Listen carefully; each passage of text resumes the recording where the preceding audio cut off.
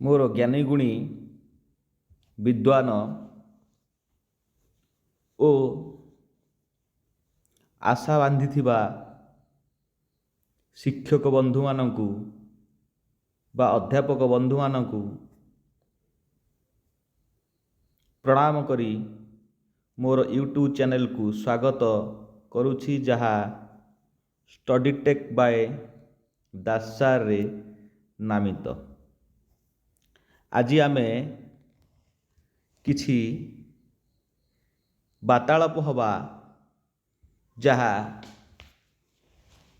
ରାଜ୍ୟ ସରକାରଙ୍କର ବଜେଟ୍ ବିଷୟରେ, ଯାହା 2026-27ର ବଜେଟ୍ଟି।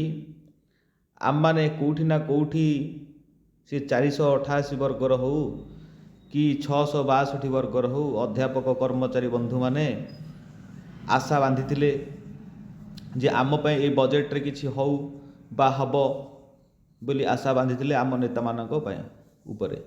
କିନ୍ତୁ ଫଳାଫଳ ହେଇଛି, କିନ୍ତୁ ଆମ ପାଇଁ ନୁହଁ। ଏ ଦୁଃଖ ଓ ପରିତାପର ବିଷୟ।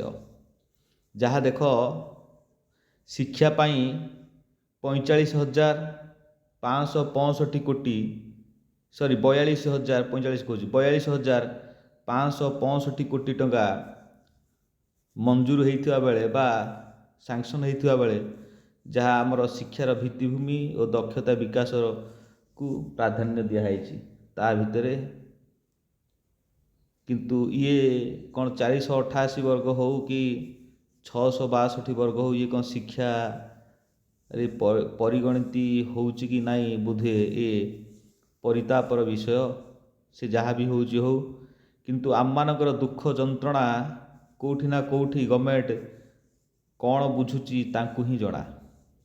ଯାହା ବି ହେଉଛି ହେଉ, ଏତେ ଟଙ୍କା ଯଦି ସାଙ୍କସନ୍ ହେଉଛି, ତାହେଲେ ଆଉ 200 କୋଟି କି 300 କୋଟି ଏଥିରେ ଆଡ଼୍ କରିଦେଲେ କ'ଣ କ୍ଷତି ହେଇଯାଇଥାନ୍ତା?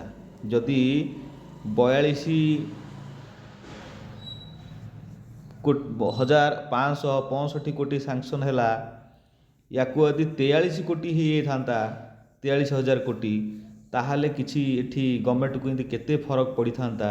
କିନ୍ତୁ ଏକା ଜିଦି ଯେ କରିବୁ ନାହିଁ ମାନେ କରିବୁ ନାହିଁ, ବୁଝିଲେ ତ? ସେ ଯାହା ବି ହେଉଛି ହେଉ, ଆମେ ଜଷ୍ଟ ଖାଲି ଟିକେ ମୁଁ ହେଡ଼ିଙ୍ଗ ଗୁଡ଼ାକ ଦେଖେଇଦେବି। ଆପଣମାନେ ତ ପେପର କଟିଂ ପଢ଼ିଥିବେ, ତଥାପି ଟିକେ ମୁଁ ଦେଖେଇ ଦେଉଛି। ଯେତେବେଳେ ସମଗ୍ର ରାଜ୍ୟ ସହାୟତାରେ ଆମର ଏଠି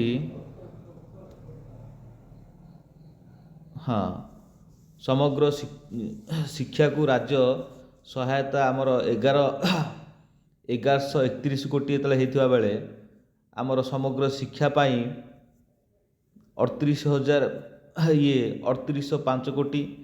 ଗଙ୍ଗାଧର ମେହେର ଶିକ୍ଷା ମାନଙ୍କ ବୃଦ୍ଧି ଯୋଜନାରେ ଆମକୁ 385 କୋଟି। ଓଡ଼ିଶା ଆଦର୍ଶ ବିଦ୍ୟାଳୟ ପାଇଁ 1224 କୋଟି। ରାଜ୍ୟରେ ହେବ 4ଟି ନୂଆ ବିଶ୍ୱବିଦ୍ୟାଳୟ। ଠିକ୍ କଥା, ଭଲ କଥା। ରାଜ୍ୟରେ 4ଟି ବିଶ୍ୱବିଦ୍ୟାଳୟ ହେଉ କି ସବୁଗୁଡ଼ାକ ବିଶ୍ୱବିଦ୍ୟାଳୟ ହେଇଯାଉ, କିଛି ଅସୁବିଧା ନାହିଁ, ବୁଝିଲେ ତ? କିନ୍ତୁ ହେବା ଦରକାର। କିନ୍ତୁ କଥା ହେଲା ଯେ ଆମର କେନ୍ଦ୍ରାପଡ଼ା, ଜଗତସିଂହପୁର, ଭଦ୍ରକ, ଝାରସୁଗୁଡ଼ା ସ୍ଥାପନ ହେବ ବିଶ୍ୱବିଦ୍ୟାଳୟ।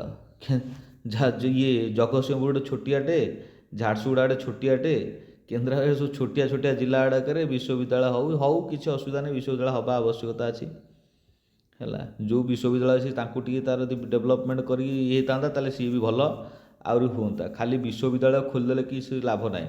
ଦେଖାଯାଉ, ହଉ, ସେ ଗଭର୍ଣ୍ଣମେଣ୍ଟ ତ ଚିନ୍ତା କରୁଛି ବା ଶିକ୍ଷାବିତ୍ମାନେ ଚିନ୍ତା କରୁଛନ୍ତି, ଆମେ କହିବାକୁ କିଏ? ହଉ, କିନ୍ତୁ କଥା ହେଲା ଯେ ଏଇଠି ଯେଉଁ ଅଲଗା ମାନେ ରହିଲେ, ଏମାନଙ୍କ ପାଇଁ ବି ଚିନ୍ତା କରିବା ଦରକାର ଥିଲା, ବା ଏଠି ଟିକେ ବଜେଟ୍ ବନେଇଥିଲେ କ'ଣ ଅସୁବିଧା ହେଇଥାନ୍ତା।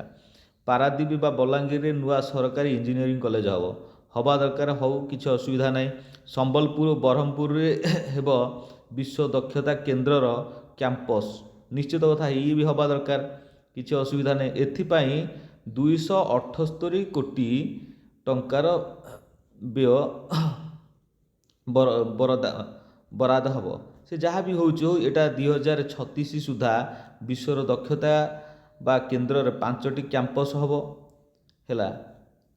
ଖୋଲିବ 3ଟି ଆୟୁର୍ବେଦିକ ମେଡ଼ିକାଲ କଲେଜ ଆଉ 2ଟା ହୋମିଓପାଥିକ ମେଡ଼ିକାଲ କଲେଜ। ଇଏ ତ ସବୁ ଖୋଲିବ, ଇଏ ହେବା ଦରକାର, କିଛି ଅସୁବିଧା ନାହିଁ।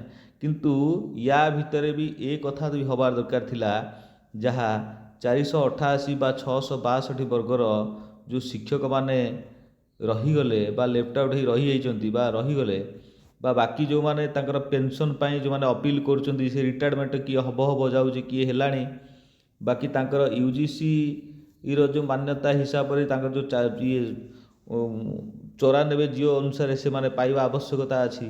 କିନ୍ତୁ କଥା ହେଲା ଯେ ଗଭର୍ଣ୍ଣମେଣ୍ଟ କେଉଁଠି ନା କେଉଁଠି ଏ ସବୁକୁ ସେ ଅଣଦେଖା କରୁଛନ୍ତି।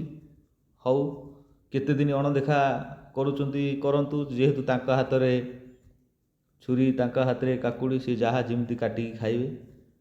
ଜଣ ହାତରେ ଛୁରୀ କାକୁଡ଼ି ରହିଲେ ସେ ଯେମିତି ଚାହିଁବ ସେମିତି କଟିଂ କରିପାରିବ। କିନ୍ତୁ କଥା ହେଲା ଯେ ଆମେ କ'ଣ କରିପାରିବା, ଯାହା ବି ହେଉଛି ହଉ। ମୋର ଏତିକିର ବାର୍ତ୍ତା ଥିଲା ଯେ ଆପଣମାନଙ୍କ ପାଖରେ। ମୁଁ ଭାବୁଛି ଯେ କେଉଁଠି ନା କେଉଁଠି ନିଶ୍ଚିତ ଆମମାନଙ୍କର କଷ୍ଟ ଦେଇଥିବ, ଏ ବଜେଟକୁ ଦେଖି ଆମମାନଙ୍କୁ କଷ୍ଟ ଦେଇଥିବ, କ'ଣ ଦେଇଛି।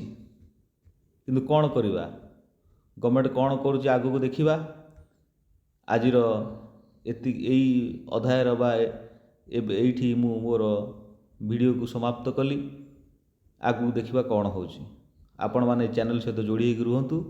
ଯେକୌଣସି ଶିକ୍ଷା ଉପରେ ଆସିବ ନିଶ୍ଚିତ ଏ ଚ୍ୟାନେଲ୍ରେ ପଡ଼ିବ ଆଉ ଆପଣଙ୍କ ପାଖକୁ ନୋଟିଫିକେସନ୍ ଚାଲିଯିବ, କିଛି ଅସୁବିଧା ନାହିଁ। ରହିଲି, ଆଉ ଥରେ ନମସ୍କାର ଆପଣମାନଙ୍କୁ।